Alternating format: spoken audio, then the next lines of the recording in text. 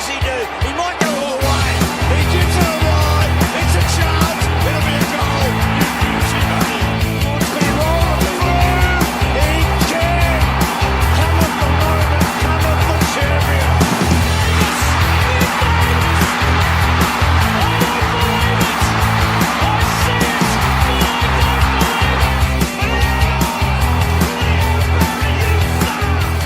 Hey everyone, welcome to another episode of the Swans Blog, SwansCast. In this episode, I am joined by Stephen Treloar from Over the Line Sports. Stephen, how are you?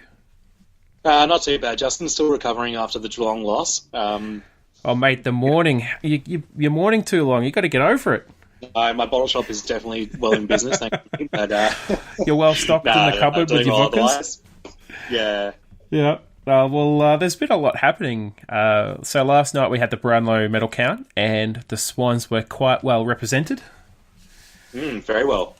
But the calls for Josh Kennedy to be All-Australian, or at least explain why he wasn't All-Australian, just keep getting louder with the fact that he polled fourth in the Brownlow, more than 20 votes for consecutive seasons, and same with Franklin, he got 22. Yeah, and and Tom Mitchell as well, who, come on, let's face it, he owes it to us for all the development we put into him. I think we should pat ourselves on the back for that one as well. 3 Swans, one former Swan in the top in the top 5. I think, something we should definitely pat ourselves on the back for. And also equal most votes with Adelaide, I think it was, amongst all the players. So, no, it did pretty well. It was a good year for us on the Brownlow front. I was a little bit apprehensive as to how we'd go, but no, very happy with that. Well, I have my Twitter feed going where I have my Franklin guesstimate, and I think I was being maybe a little bit too optimistic, and I think I had him guesstimated out to about 35 or 38 votes, but not even close. He ended up on 22, so worthwhile in the end. I think he did pretty well. He's back. He was the only non-midfielder in the top 10. The medal these days is just so weighted towards midfielders. It's ridiculous. And I know Tom Mitchell had a great season for the Hawks. He made All-Australian. There's been some commentary in the news recently about how the Swans losing him, made sure that we couldn't win a grand final, that sort of thing. The general Absolutely. sort of nonsense that we had at the start of the season. Complete bollocks. It makes me so annoyed when they bring up Tom Mitchell was the reason we did so badly. I'm actually happier with our midfield this year than I was last year. Yes, same. But the same thing happened in 2015 with Mumford, remember? When we started losing, it was oh no, you've lost Mumford, you've lost Jed Lamb. you lost so many players like Biggs and Membry.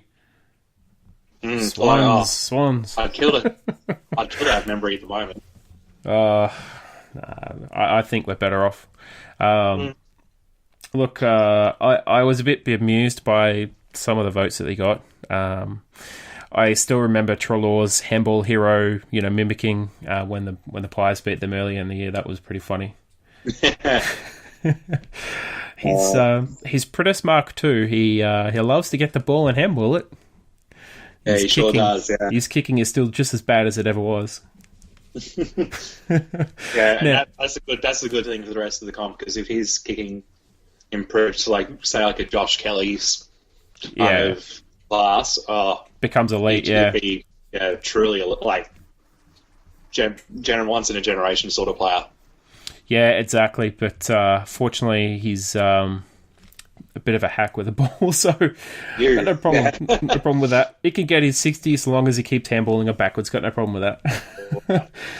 Now, typically we do our hero and villain of the week, but given there's no Swans, and to be honest, there aren't that many heroes, we can kind of look at the Brownlow medal for where the heroes are at, or the fact that Richmond won. They got through to their first grand final for 30 years. But I think it's perhaps more appropriate to look at villains this week. So I don't think you're going to disagree with me on this one. No? Now, my first villain is the MRP. Yeah, Would you definitely. agree? Yeah. Yeah. So I think the MRP is basically dead and buried in its current form. At the end of this season, after the grand final, I would be shocked if it doesn't get scrapped and thrown on the scrap heap, because it's a mandate. It's clearly failed to just be a box ticking exercise. And Gerald Whateley today, he said that the MRP was operating outside their standard operation procedure. They're not supposed to find ways to get Cochin off. They're supposed to be a box ticking exercise. They look at incidents, they tick it, and then they send it to the tribunal. Doesn't matter if the tribunal says, "No, we can get it off." They shouldn't be doing what they did. And what do you think of that sort of Cochin and Alice situation? Well, put it this way: if it happened at any time in the regular season, he would have got a fine, and he would have been out for the next week. A fine at least. Yep. Unquestionably. And should he? I think a fine was probably the most likely option. That's kind of what I was. Well, I mean, it's the grand final and stuff, so you kind of, the word fairy tale comes to mind, but you don't want the final players missing. Yeah, true. You don't. You want it to be the best of the best, but at the same time, it's got to be fair. It's got to be fair, and it kind of rankles at me a bit that, and I mean, Josh Kelly posted a picture of, him having the ball and Cochin going in for the bump, and there are questions to be asked from this, I think. Yeah, definitely. Yeah, there are. And look, the MRP has been wildly inconsistent since its inception. I think it was 2004 or 2005. Yeah, somewhere around there. And I remember the very first big incident they had, which, and we're going to talk about him later, was the Barry Hall punching that fella from St Kilda in the guts off the ball. Stephen Baker? No. As a defender, he went to Brisbane. Oh, bloody hell. I can't remember his name, but he went to Brisbane. I think he had a broken leg or something up in Brisbane, or he retired up in Brisbane. Maguire, that's who it was. Yes, Maguire, yes. And he whacked him in the guts off the ball, and Maguire was, on his all fours for about 10 minutes afterwards. And a bit winded. 45 metres off the ball, and somehow the MRP, baffling so, decided that it was still in play 45 metres off the ball. And I think that's precedent for grand finals. I mean, if you can't suspend Barry Hall for something that should get 2 to 3 weeks, it's disappointing, I think. Yeah. Now, the next one, and you raised this, but I agree with you on this one. Gary Ablett. He's one of the best players of our generation, but the idea of him signing a contract and then wanting to go home and saying he'll retire if he doesn't get to Geelong and all that sort of thing. I mean, it gives the journalists something and us something to talk about during the off season. But gee, it's a pretty kind of big call for him to make, isn't it? It is, and he did it last year, and he's doing it again, and I think the Suns are well within their rights to demand from Geelong something really good in return. And they basically have. So as we're talking tonight, the kind of rumours, the whispers around the traps at the moment is the Gold Coast are asking for Mitch Duncan, who I'd call Geelong's third best midfielder behind Selwood and Dangerfield. I still wouldn't trade. That's not a trade that will ever happen. As good as Ablett has been over his prime, he's 34, isn't he? 32, 30, I'm pretty sure he's 34, but he's past his prime, and it's a shocking one. It's one of those situations where I think the Suns, they have to exercise their right to keep him. And if he doesn't want to play for the Suns anymore, they force him into retirement. Well, that's the thing. Well, I'm not sure if they can. If Gary says, I'm not going to play, I'm going to retire, his salary would still be on their books for the season. And that's when someone of Gary's stature, from a financial sense, when that's out, you're basically shooting yourself in the foot for all 18, which... He's only 33, so... 33, there you go. Yeah, and he's behaving the way he is. Yeah. I'm with the Suns on this one. They need to call his bluff and force him to honour his contract. It's getting to a point, I think, where a lot of players have so much influence and they have so much flexibility, but also the clubs are giving them too much. It's more along the lines of, we don't want any bad play or any bad blood in our change rooms. We don't want any disruptive players in our change rooms. If you want to go, we'll get rid of you. And we'll let you go to where you want to go, and we'll make a deal with that club. It's ridiculous. I know. I think I do agree, and I think that in terms of trades, power should go back towards the clubs a bit more rather than the players. It has to. Yeah. I mean, they're the big players in it, and well, I still remember when Buchanan and Dempster and Schneider were on holidays, and they got traded. Yeah. It wasn't even a case of, do you guys want to leave? It was phone call. You guys have been traded to St Kilda in Brisbane. Pack your bags when you get back home. It was never shocking. These days.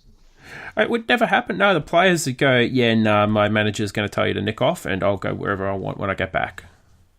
I mean, there was an article I saw about Mitch Brown, who was at West Coast. There was an article about how he kind of felt and reacted when they said BZ listed.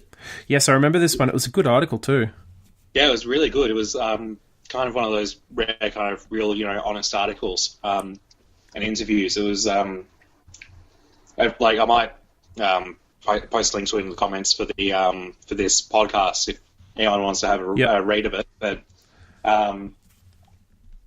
yeah, I mean, if the club wants to kick someone out, then they can do that. But when it comes to trading and getting something for a player, the power's definitely in the player's hands, especially if they're any good.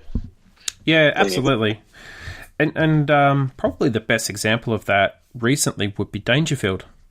Yeah. Now, he was a restricted free agent at the time, and everyone knew he wanted to go to Geelong, but Adelaide, no other club tried to make a move. No, Adelaide didn't try to entertain any other moves from any other clubs. Tippett, originally Brisbane. I'm just trying to think. McAvoy, he wanted to go to Hawthorn. Tom Mitchell wanted to go to Hawthorn. Yep. There's a lot of players who would have had interest from a lot of different clubs, but their parent club or where they're at the time just didn't entertain it. And maybe the player put forward or their manager put forward terms that other clubs just couldn't satisfy, whether or not they were financial performance indicators or whatnot, or the player just made it clear that they just did not want to go to that club. Yeah.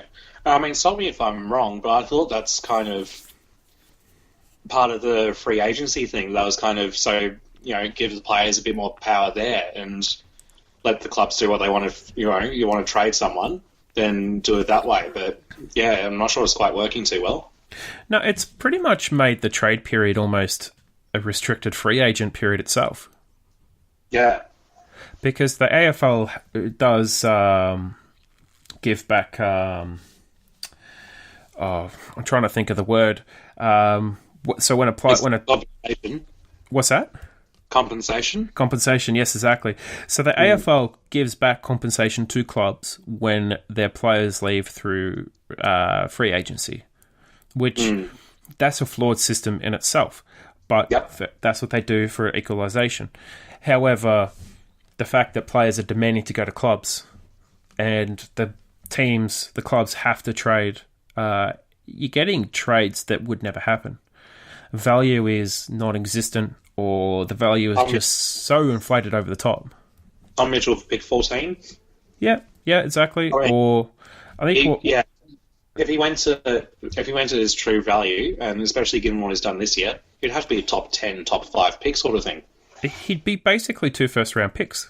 Yeah. And you could say the same for, I think, Zach Tui, Zach Smith at Geelong, Henderson as well at Geelong. So a lot of clubs have tried to load up on those players. And I remember Judd, he was the first probably major value trade of the this century, or at least this decade, or the last 20 years rather. And he went for what was considered not even his value at the time. But he made it clear that he would only go to Victoria, and he'd only go to one of two clubs. And one club very early on said, we can't afford him. So, and that was an instance of West Coast with their hands tied behind their back. But look, they got Kennedy, and in the end, they made another grand final. And I think Judd played maybe 3 finals at Carlton. And got a North Smith, Brownlow, didn't he? He got another Brownlow, endless best and fairest, because everyone else at the club sucked. So, I mean, he had no. It's basically Ebba the Suns. He had no competition. I think he's one of the best. Go. Yeah. So speaking of Judd and everyone else at Carlton being crap, one of Swan's favourite sons today announced his retirement. Yes. Jeremy Laidler. Thank you, Mick Malthouse. Oh, praise be. I mean, he ruined Carlton. He helped the Swans, and I mean, what can't the guy do?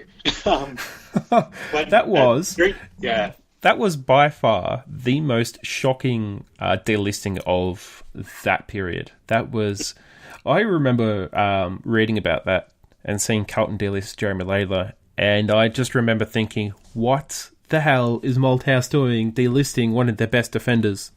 I'm glad we picked him up. During that time, we were kind of going through a transition phase in terms of our list and our defence. Laidler was so good for us in that regard. Absolutely. He's been such a good servant of this club. Even playing mostly in the reserves this year and quite a bit last year as well. He's just done everything that's asked of him. And he hasn't complained. He hasn't made waves. He's gone and done it, and he's acted professionally. And on top of that, he's batting. I'd say he's batting well above his grade at the moment. Oh yeah, I must admit I haven't seen his lineup, but his better half. She is quite a attractive, young, talented woman who does like a lot of the Swans' girlfriends and wives. A lot of them do their own thing. So she's, I think she's a news presenter. Oh, okay, yeah. On, like the around the place journalist, so on the camera and whatnot. But she's pretty good at it. So she's talented in her own right. She's got her own career, and she just happens to be a very beautiful individual. Well, Jeremy, tell you what, you deserve the best, mate. Good luck to you in the future. I tell you what, he's actually going to be one of the academy coaches in the future as well. So it's great to see. Absolutely amazing. Yeah, he's still with the club. Again, thank you, Mick Malthouse. It's pretty amazing that the club has managed to retain a lot of their former players. So you've got Nick Davis, Reece Shaw, I think Michael O'Loughlin. He's doing some work or did some work at the academy. Yeah, he was one of the academy coaches a couple of years ago. I don't think he's there anymore though. Yep. He also did Australia Institute of Sport, and then you've got Brett Kirk, who's come back. Came back. Yeah, and now you've got Jeremy Laidler, but there are a number of... Jared Crouch. Yeah, Jared Crouch, and then after next year, you're going to have Jared McVeigh. I'd be shocked if he left the Swans pretty much ever. So Paul Roos as well. Paul Roos was a former player. He came back and coached. So I think the Swans do really well with coach and player retention. So it just goes to show that they have the culture up there to sustain that. So, and now for our last villain. This came through today. It was a big shock when I saw it. Barry Hall going the biff again. I just had to kind of hide my eyes when I saw a video pop up on my social media. I was like, oh god, I pressed the play, but I just hid my eyes. I was just, oh Barry, what have you done now? I tell you what, I kind of feel for the guy. Like, yeah, obviously he's had problems with his anger management for a while now, and like we were chatting before we started recording, and we really did think that he kind of turned a corner on that regard. Absolutely. And he did that face to face with Brent Staker just 2 months ago. Yeah. And that was that in itself was superb viewing. Just, he said he's changed, he's turned a leaf, he's got his kids and he doesn't want to be known for that anymore. He doesn't believe in that sort of thing. And then you see him doing that almost Brent Staker clone act on the field, but except this time it's gone with a slap. It's just like, come on. A tiger can change its stripes, but it's always the same or something. It's always a tiger. Or leopard spots, yeah. But we were talking about MRP being the villain. Yeah. Barry Hall only gets 1 week for that. Yeah, MRP needs a full season, I think. Yeah, it's not just the pros that have problems with that. Yeah. Yeah, absolutely. So let's go through some recent happenings at the club. We'll tick on the Brownlow later on. But after we had our last podcast, we had our first round of delistings announced. And to be honest, there was, I would think, absolutely no surprise who was delisted. We had Michael Talia. He played 1 game for the club. And he played about 60 minutes. That was about it for the senior team until he did his foot. Yeah, and then later on last year, he did some, back alley shenanigans, and that pretty much stamped his ticket. Everyone knew at that point that he wasn't going to get another look in unless something drastic happened. And as it was, he got delisted. And to be honest, he wasn't really worth it. I would be surprised if any club picks him up other than as almost a rookie for depth. Then you've got Leonardus. He didn't get any look in. He looked okay in the NEFL, but I don't think he'll get picked up again. Then Brandon Jack, his AFL career is pretty much done. I think he played around 27, 28 games for the Swans. Not many. No, he only had 1 game this year as well. Yeah, and he's just never been really up to that AFL level. You kind of see on social media and stuff, so people are saying, from other teams, so like, can we pick him up as is this guy any good sort of thing? But nah. It'd be great for him if he got another chance at AFL level, but I'm just not quite sure he's up to it, to be honest. He can play, but the problem is I remember Koshi not too long ago. He said that he doesn't want players at the club that just want to play AFL and they're happy to play AFL. And to me, Brandon Jack, he kind of has that he gives you that impression that he's just happy to play football.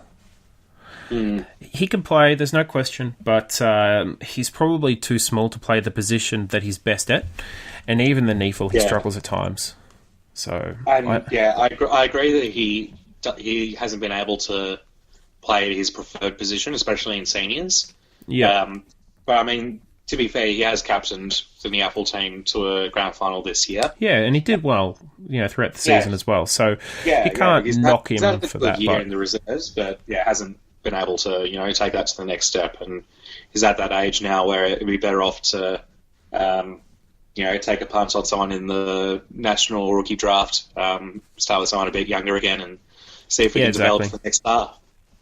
Yeah, exactly. And he'll still be around while his brother's still around, so I don't think the club has seen the last of him, but I imagine he'll be still in Sydney next year, probably playing for Sydney Uni or maybe one of the other clubs in the state.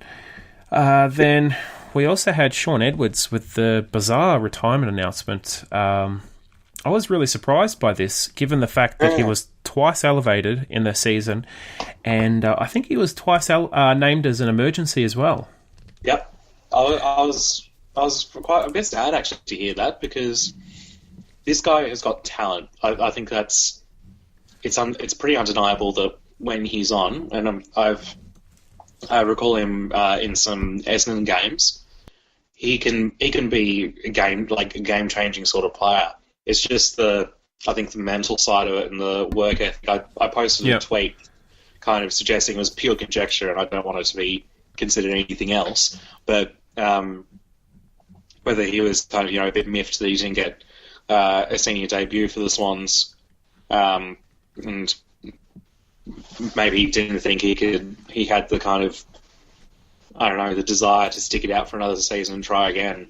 It's possible, and I know we talked about that as well. And there's always the talk that maybe he got the tap on the shoulder, or again, like you said, maybe he figured he might not have it in him to go through it again next season. Maybe even the Swans said, we might re-rookie you if you're interested in doing that. So, but it's certainly not old enough or injury prone enough to be considering retirement for that sort of reason. No, I know, which is the really surprising thing. So, to be honest, I think your point of view, your assertion, makes the most sense, because if a player still thinks that he can do it, he's going to work hard, go to clubs, and really try and do it. But if he's come to the conclusion that maybe this is the end, then I'm not surprised by that, to be honest. But I really wanted to see him play, and I thought at the start of the season he should have played. He was definitely one of the better players in the preseason cup. He was actually pretty good in the preseason cup, along with great for the reserves as well. Playing defense, forward, on the wing. He was playing everywhere. Look, he was his best performances came on the forward flank and midfield, and he looked a cut above when he played in the midfield. So it's disappointing, but best of luck to him, though. Definitely best of luck. And he joins Jeremy Laidler as having retired. And as we said before, Jeremy Laidler is going to stick around as a coach. But the great thing about his season is, despite the fact that he only played 3 games in his last season, he still made the NEFL team of the season on the halfback flank. Yep. And he had a pretty good grand final. So, along with Marsh, I thought those two were among the better players. They were certainly the best defenders. It's a bit disappointing to see him go, but he has been a wonderful servant for the club. And to go with other shuffles, last week, Henry Playfair announced that he's going to move on from the club. I think he played just a handful of games. I'm not sure how many games he actually played for the club. Yeah, just a handful, I think, towards the end of his career, yeah. They were certainly far from impressive too, so... It was during the time when Daniel Brayshaw was playing for us as well, wasn't he? Mark Seaby and those sort of times. Yeah, exactly. He played 16 games for us over 2 seasons. He kicked 14 goals. Oh, it's not awful. Not awful. It's not Chambers-like, but he did play in that semi-final against us. He didn't play in the Premiership side in 2007.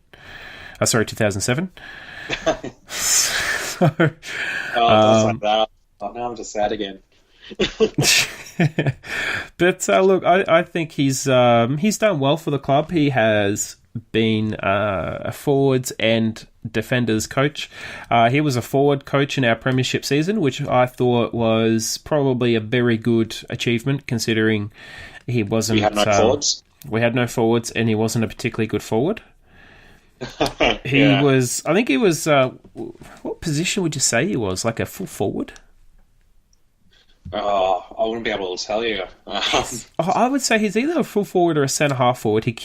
After 68 games, he kicked 43 goals. So he actually had more hit-outs than goals. So I'm not quite sure what position he played.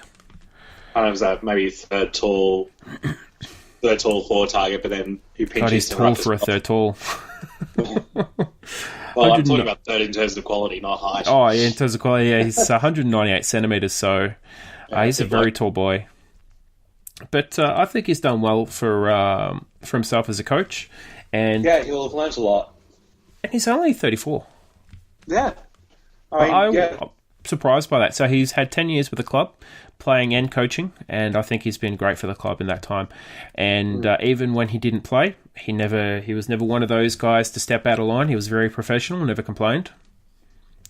Yeah, and now he's off to St Kilda as an assistant coach. So yes, exactly. So might see him as a senior coach one of these days. Yeah, we never know. But look, I think he'll do good things at St Kilda, and he'll help build their culture as well. So yeah, definitely.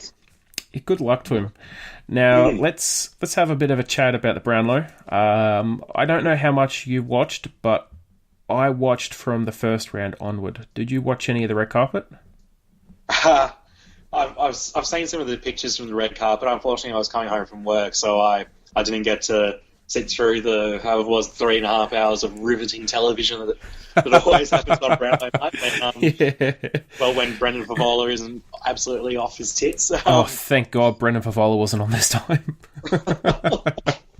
Well, I tell you what, at least that's entertainment. God. Oh man, to be honest, they might have actually needed him at some points. It was a bit dry and a bit boring. Yeah. But I've caught up on all the things that happened. I just want to state right off the bat here, Jeremy Howe was robbed of Mark of the Year. Oh, yeah. Yes, agreed. Yep, and I think Daniel Rioli was not Goal of the Year. Nope. Not even close. Yep, but anyway, there you go. Did you see the selection panel? Crumbles. Did you see the selection panel for Goal of the Year? Nick Malloy, Bartlett? Yeah. And I think Richo. I think Richardson or... They're all bloody Richmond supporters. That's ridiculous. I saw the selection panel. I was just like, "Are you bloody kidding me? What the? That's ridiculous. That's ridiculous." The All Australian. You gotta laugh at that. Mate, it's either you laugh or you cry. the All Australian was stacked with Richmond players or Richmond people associated or linked to Richmond, and then the voting panels were stacked with. It's the same thing again. People connected to that club, so it's just you scratch your head, and it's just, I know we talked about the MRP, but you've got Dangerfield coming out saying it needs to be changed. You've got what's his name who quit this year? He was from Geelong. I've got a mind blank. Number 3, Bartel. So Bartel quit. He said it's too rigid. They don't take into account footy acts, but. He's kind of treating it like the tribunal, and some of the things he was saying, like they have conversations about was he trying to do this, and then they have another player come in and go, no, he was trying to do this, and then they just sit there for like an hour trying to convince each other. When really they have that kind of rubric of intentional careless and then severe high or low impact and all that sort of things. Exactly. It really shouldn't take longer than 10 minutes, and it should just be them sitting in a room. Ticking boxes. Right, it's this. Tick a box. Yeah, exactly. Straight off to the tribunal if they don't like it. There needs to be less kind of umming and ahhing and did he, didn't he, and all this kind of... Oh, they're just dilly-dally and... Picking this ridiculous interpretations, Not only is it not consistent, it's completely inconsistent, but it's also completely unpredictable. And there always seems to be different scales of punishment for different players. And there's always different scales of punishment for different games. So you've always known... Someone say that Buddy Franklin gets a pretty good deal sometimes from the MRP. But he hasn't done anything recently to... Not recently. It was last year, wasn't it? When he did a bump. But he copped him in the shoulder. It was shoulder to shoulder. Yeah, exactly. It was shoulder to shoulder. And it was a massive bump, but the guy just... whacked his head on the ground. There was nothing in it. Nah. It's just... I remember Chris Judd getting off for eye gouging. Oh, God. And then he got off for almost dislocating some guy's shoulder. Yep, the chicken wing. Sirioli got off for chicken winging. I think, was it Judd or Campbell Brown? The eye gouging? I just have to kind of restrain my inner... Stephen Seagal, pressure point. Pressure point. And... I couldn't believe it at the time when the tribunal actually allowed Campbell Brown to do testimony to say he didn't actually get him in the eye. When you could quite clearly see on the video, his finger was like an inch deep into his eye. Oh, God. Yeah, look. Yeah, enough of that. I'm just shaking my head right. You can't see it, and... Yeah, and listeners, you can't see it, but I'm just shaking my head. I'm shaking my head too. Look, it's we could do 14 episodes on this every year, and we'd still never get to the end of it. But look, the Swans did well at the Brownlow. Kennedy finished number 1 for the Swans with 23 massive Brownlow votes. So that's another great season from him. Considering his slow start as well. And overall, he finished 3rd. Then you had Franklin. He had 22. So he finished 4th overall. Now, this is also taking into account that Dangerfield was suspended. So being ineligible, he finished 2nd. But because he was ineligible in the overall rankings, he doesn't exist. So he may as well have had 0 votes. And Parker finished with 16. So the Swans were very well represented. So also we had Sinclair. He got 3 for his game against St Kilda. Yes, Chief got some votes. Reed got 3. Yep. So I'm just trying to find them all. So Reed got 3. Rowan got 3. Heath Grundy got 2. Can I just butt in there? Yep. I am absolutely thrilled that Heath Grundy got some recognition. I know. Bloody hell! Like midfielders what does it award, take? like the midfielders have the Brownlow, the forwards have the Common. There's nothing to kind of give recognition to a damn good defender. And I mean, honestly, if that was weighted well at all, Grundy would have to be in the top 15 or something. If they measured that in, he's just yeah, absolutely. In terms of lockdown defenders, he'd be I would say. Definitely top 5 in the comp, I reckon. Oh, yeah, absolutely. No question about that. And the thing is, the umpires don't see that. They only see the players of the ball, which is why there's always an asterisk on this award because although it's the AFL's highest award, it really kind of really is only focused on one set of players or at least the really, exciting players. Bontempelli for one. How he got top 10 baffles me. He had such a underwhelming season, and yet still gets top 10. Like, I know. More shaking of the head. Oh, look, I was, man, I was shocked to see Dangerfield almost finish with the highest number of votes. And I was shaking my head every time I got 3. Against Collingwood, where he had 32 disposals, 11 clearances, 5 or 6 tackles or something, didn't get a vote. I know. And he missed out on being first by 3 votes. Yep. I'm just thinking the AFL kind of maybe saving themselves a bit of embarrassment or something like that. I'm just suggesting. I don't know. I have any proof to back this at all, but tell you what, I don't know. It's just one of those. God, it's just one of those. But look, the Swans overall they did well. Yes, that's good. It's nice. Yeah. And I think Franklin had 5 votes in the first 2 games. So it's a good situation. The only non-midfielder in the top 10 as well. So and he finished 4th overall. Yeah, it just goes to show that he's a step above every other forward in the competition. By a long way. Yeah, I would love if he managed to win a Brownlow one year. Yeah, look, the votes that he's been getting the last couple of years, people who won Brownlows on him. 22, 23, 10 years ago was what you had to get to win a Brownlow. Now you've got to get 40. You've got to get 40 votes. Yeah. So I was disappointed that Tom Mitchell finished with so many. I don't think he should have finished with that many. But, he had a good year. I don't think Dangerfield should have finished with any near as much as he finished with. I think Duncan should have finished with more. Menegola should have had more. There were players that I thought that had a better season than him.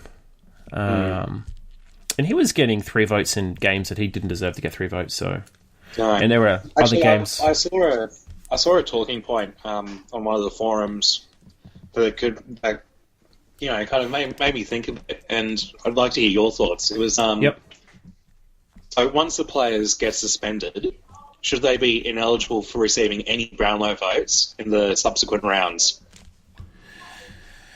Yeah, well, probably, because it makes them, receiving votes pointless, doesn't it?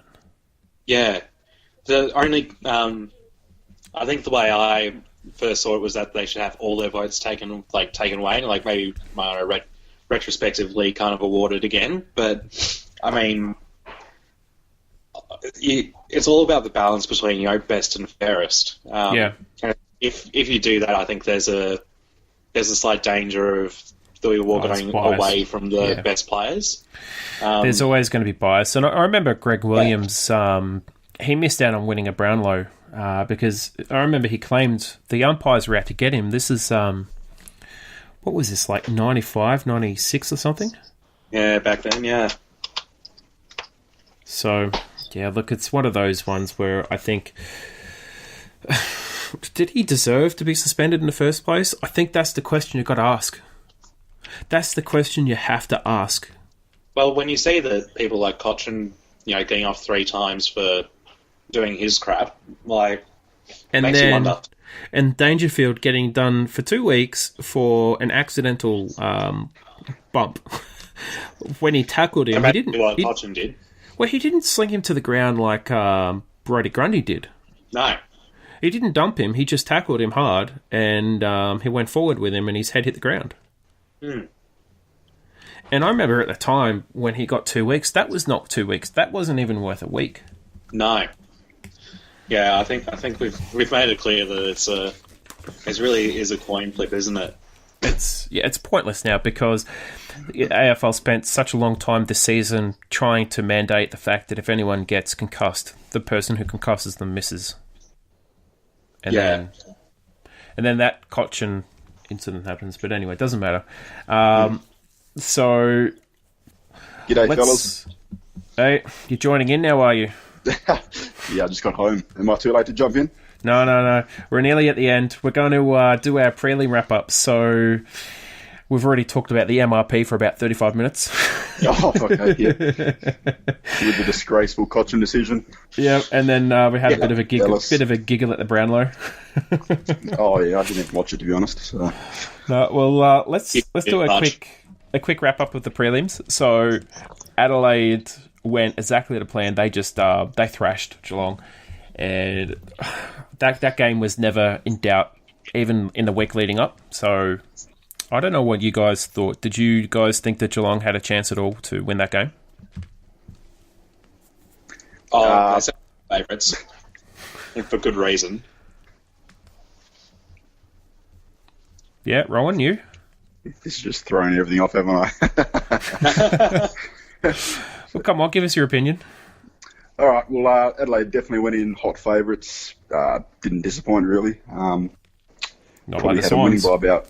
No, well, we're not talking about that. Remember last time, Justin? I probably had the Crows up by 6 goals in the end. I'm not sure what the final score was. A big win. It was a big win.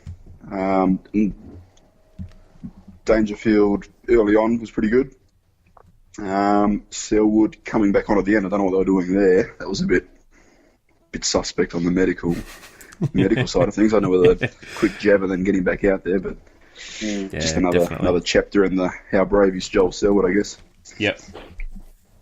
Yeah, exactly. Look, I would have been shocked if Adelaide did anything other than smash them, and they delivered.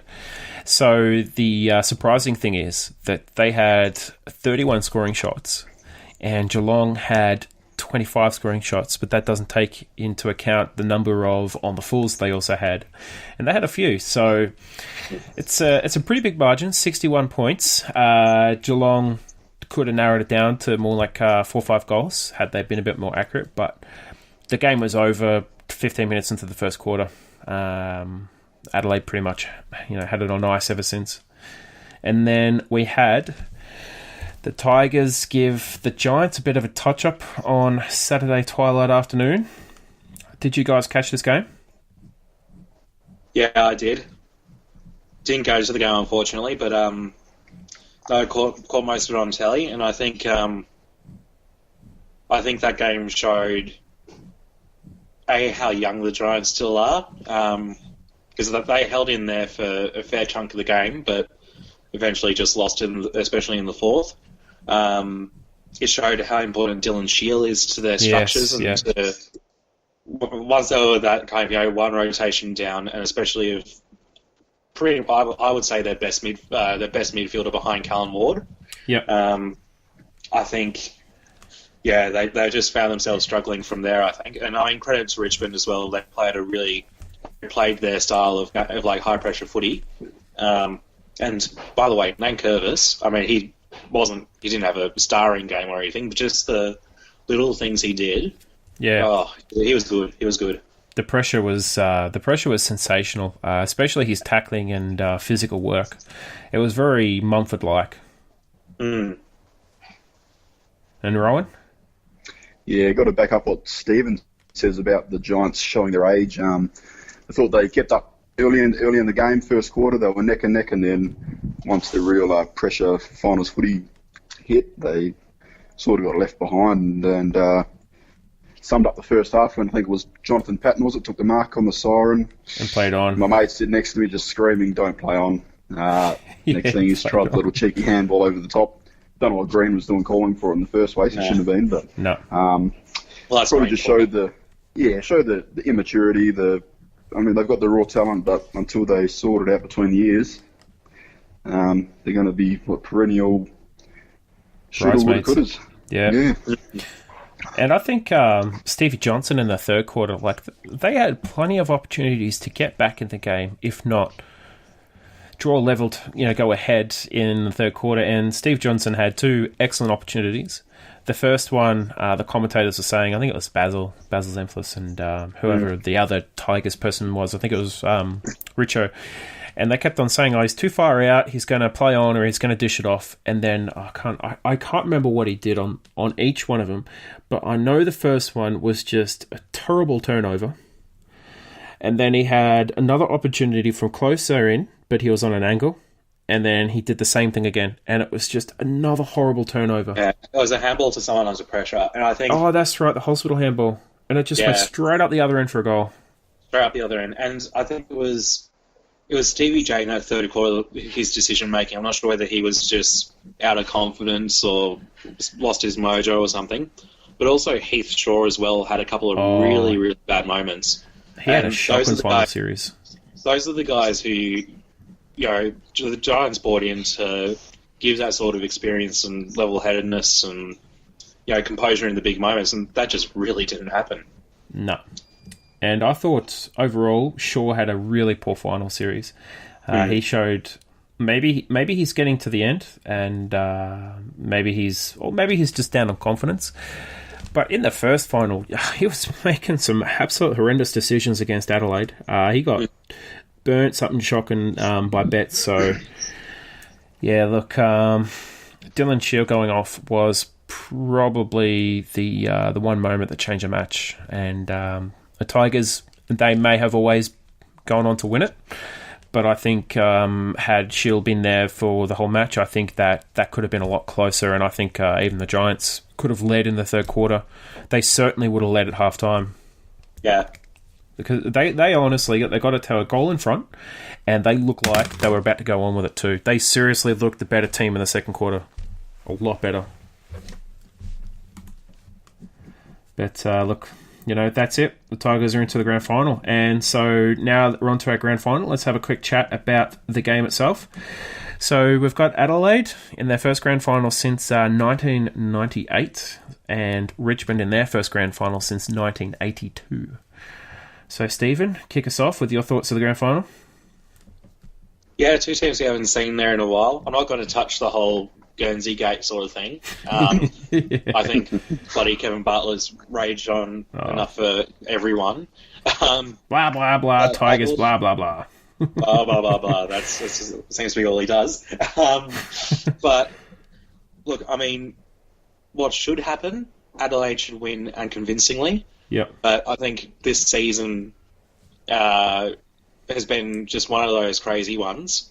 And, I think the crowd, which was such a massive influence, I think, for them, especially last week and the week before, I don't think it'll be there as much because, the grand final is more a day for the corporates than the average punter. I think instead of, there being 90,000 screaming rabid Tigers fans, they might be closer to 60-55, yeah.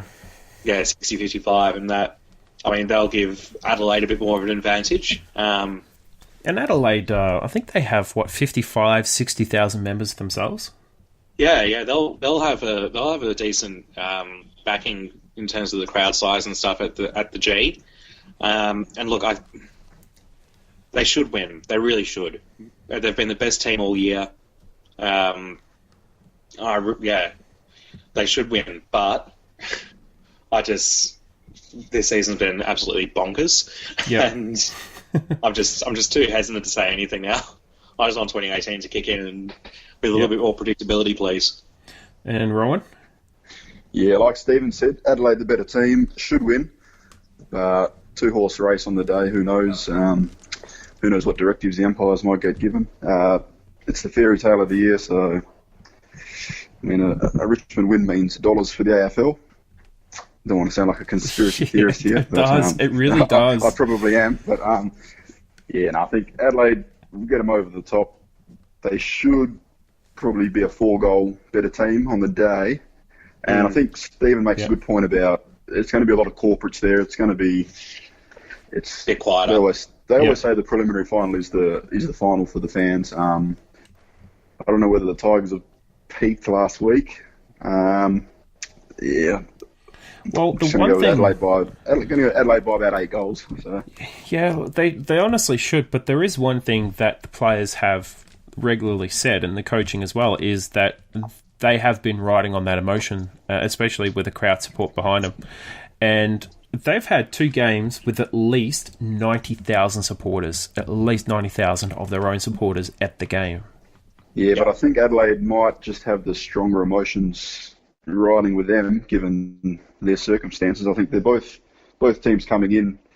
Tigers riding everyone's on the Tiger train, all that sort of emotion, whereas Adelaide's a bit more of a deeper, heartfelt emotion. So yeah, absolutely. Yeah, Phil Walsh didn't happen that long ago, his passing, so I'm sure he'd be in the minds of a lot of the players coming into this week. Yep. But look, for myself, I agree with both. I think I'm going to sit somewhere in the middle. I think they're about a 30 to 35 point better team. I think the first 35, 40 minutes are going to be close. The Tigers are going to go lockdown as much as they can. It's their only way to win, actually, to be honest, is to try and lock them down. But given the way the season's gone, I wouldn't put it past a draw, extra time, Tigers after the siren win. Yeah. Well, and on that, let's have a very quick chat about the umpires. Thank God Nichols didn't get a grand final. He has had 2 absolutely shocking finals. I don't even know how he got a second final after his elimination final, or let alone a prelim. Shocking final series. But apparently he is the best bouncer, so who the fuck knows? But he's a shocking umpire, and fortunately he didn't get it. We've got Simon Meredith, Matt Stevick, and Sean Ryan, the 3 most experienced umpires, and the emergency... I'm not sure who the emergency is. It doesn't say. It's got to be Razor 8, isn't it? No. It's no, it's not. It's the guy who's got 7 AFL Grand Finals. Abernethy. Oh, I can't remember. No, but it's basically, it's arguably the most experienced umpire lineup they could have put in for the grand final, instead of introducing some idiot like they did last year. I mean, for everyone's sake, I'm just glad Hawthorn's not playing while Stevick's there, and the Bulldogs aren't playing while Jeffrey's there. So I'm not too sure who Meredith follows, but it's probably going to come out in the wash that he's a Tiger supporter, and Tigers will get up. So, look, Sean Ryan's he's pretty consistent, so I think they'll do fine. Meredith he can be a bit of a pleb at times, but I think Ryan will do just fine. So, look, the umpires aren't too bad. Now, we do have a couple of quick questions, so let's go through them nice and quick. So, Josh asks from Facebook, what kind of players should we target in the draft trade period? And what is the crew's thoughts on Stevie J as the next forward coach? Stephen, do you want to give us a quick answer to that one? All right, so in terms of drafts and trade stuff, I really don't think we need too much, to be honest. There isn't any kind of glaring lack of proficiency in one area or the other. Maybe if a really solid key defender came up, that would be good. If I imagine we'd be having a quiet chat with North Melbourne about Todd Goldstein or one of their ruckmans. And Bruce is also available as well. So I think they announced they're going to keep Goldstein. Oh, okay. Well, if that's the case, then I think they'll definitely be getting rid of Dorr. And I'm not sure if they'll be able to play Goldstein and Preuss in the same kind of team. I think Goldstein might be able to play forward a bit, but it'd be a struggle, and I wouldn't be surprised to see one of those two go. Look, if we could get Goldstein, I'd definitely bring him in. Oh, yeah. Yeah, that's like straight swaps and ticket. Yeah. I give him play a first-round pick, don't care, just bring him in. And Rowan, what do you think, mate? Well, I think we're going to target some outside speed. We don't really have anyone in that wingman role that since Jetta left. We've got a couple of players that could do it, but I'm not sure whether they're cut out to be AFL level wingmen. So I wouldn't mind them targeting maybe someone like an Isaac Smith from the Hawks or somewhere in a similar. Andrew Gaff's come down to kicks after the siren. Not Andrew Gaff. I mean, he's not bad. Gaff was floated to me today because obviously over in Perth, it was all made the news today. Gaff was floated as an idea. But the last thing we need is some guy who can run a lot. But when it gets going, when it gets real tough, he kind of is nowhere. He's basically sitting in Rosette. Yeah, I don't think he's won a hard ball all year. So, in terms of outside mids, though, we've got Foreign developing, and I've still got kind of high hopes for him. We've also got an academy boy who is eligible this year, who was in the Allies squad, so played in the under-18 championships. James Bell. Now a bit on him. He's he's a kind of that classy outside mid. Got a bit of dash on him. Was in the Western Sydney Wanderers other football academy until I think it was about 11 or 12, and then made the switch to the Swans Academy. In terms of where he'll go, I'm thinking maybe very late in the draft we might even be able to just rookie him.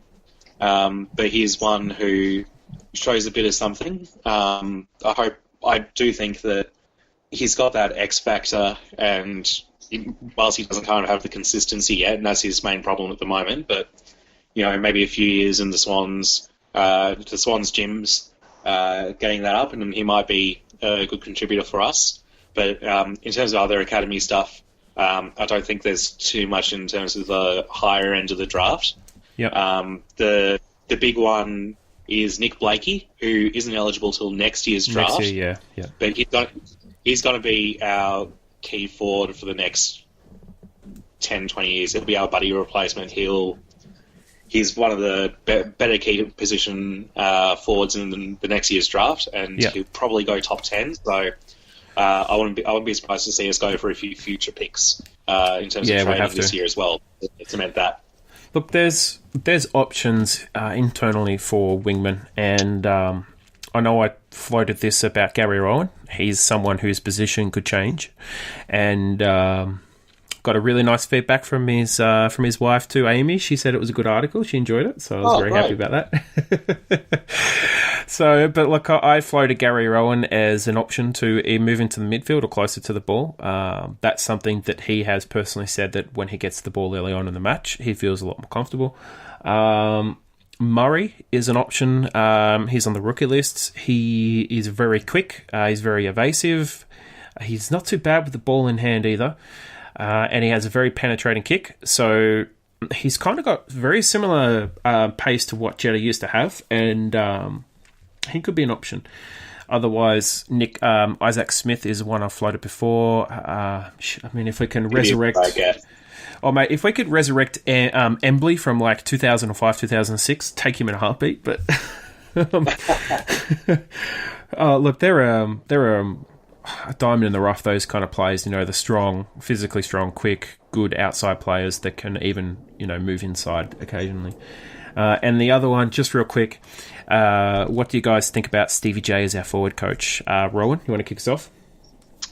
Well, he's probably got a bit of a similar personality to someone like Tom Papley. Not quite on the same pest levels, but obviously he's a 4-time premiership player, 4 or 3 time.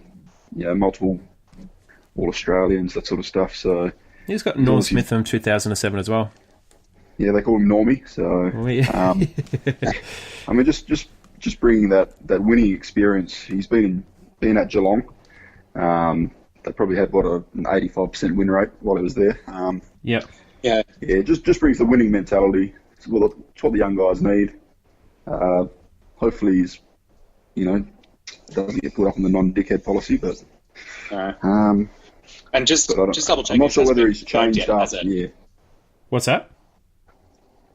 I'm sorry, I just double checking if this hasn't been confirmed yet that he's coming to the Swans. It's just talk at this stage. Yeah? This is still speculation, but we did write it on the blog more than a month ago, so it's pretty much just the exclusive. Yeah, well, I would hope to have the exclusive, but look, if it does happen, it's the rumor mill's been going for well over a month about it. So, I think.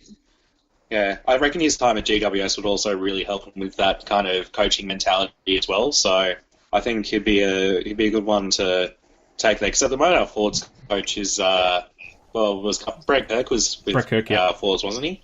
Yeah, he is so this year. I don't know if he'll be doing it next year. Where else? Yeah, for sure. Well, especially if Stevie J comes in to do that role. But I imagine Kirk would be happy doing anything. If Drew leaves. Or even if Blakey leaves. Please don't leave, Huey. No, but I think if either of those two leave, Kirk will step up. So I wouldn't even be surprised if Drew left, that Kirk stepped up into the senior assistant. Yeah. He's probably like the next best assistant, senior assistant coach that we have. And on the Stevie J thing, I think like going as far back as I think 2010. His coach, what's his? I've got mind blank tonight. Bomber Thompson. Yeah, Bomber Thompson was saying that he had basically the best football brain he's ever seen a player have. He would be a ridiculously good coach, and this is back when he was still playing in premierships. And then he said it again 2 years ago. He said he's just got the best football brain. He knows everything that's happening light years ahead of everyone else. He coaches. He's a coach on the field, and you watch him with the GWS. And he was that. He was coaching him on the field. So I think we, as a club, would be mad to say no to him, to bringing him. Yeah. I think it would just be something ridiculous to say, nah, you're not coming. But, look, that's going to be it for tonight. Thank you for jumping in at the last minute, Rowan. It's been a pleasure. No worries, Justin. Thanks. And Stephen, as always, thank you for joining me. Yeah, thanks, Justin. It's a good podcast. Yeah. Well, look, before we wrap up, we've got some dates for our next podcast. So we will be back next week after the grand final, and that will be our last regular season podcast. So we'll cover off the grand final and any other Swans news. And going forward, we are looking at doing a live podcast during the Bob Skilton Medal Count. We are also looking to do a live podcast during the trade week. We're going to have some more information and time on that, but that's going to be on the 11th of October. Then a week later, we'll do another podcast at the end of the trade period. This will be discussing free agents, trades, etc., so forth. And then at the end of the month, on the 31st, we're going to do another podcast, and we're going to discuss the whole trade period through October, the list lodgements, who's available, especially for the delisted free agency windows. There might be some players that we can pick up. So then we're on a bit of a sabbatical for 3 weeks before we pick up at the end of the second delisted free agency window, and we're going to do a review on that. Then a week after that, we're looking to do a live draft podcast. So we will be bringing some more information about that later on when we know exactly what time it will be, what time we're going to start up, that sort of thing. And then we'll pick it back up in the new year, almost 2 months later, and that'll be that for the podcast for the year. So, as always, you can follow us on social media on Facebook, Twitter, and Instagram using the tag The Swans Blog. You can also send us your questions and comments during the week anytime with the hashtag SwansCast. And everyone, thank you for joining us this year. It has been a pleasure. We'll be back soon. So don't forget, next week and throughout the off-season. As always, go Swans.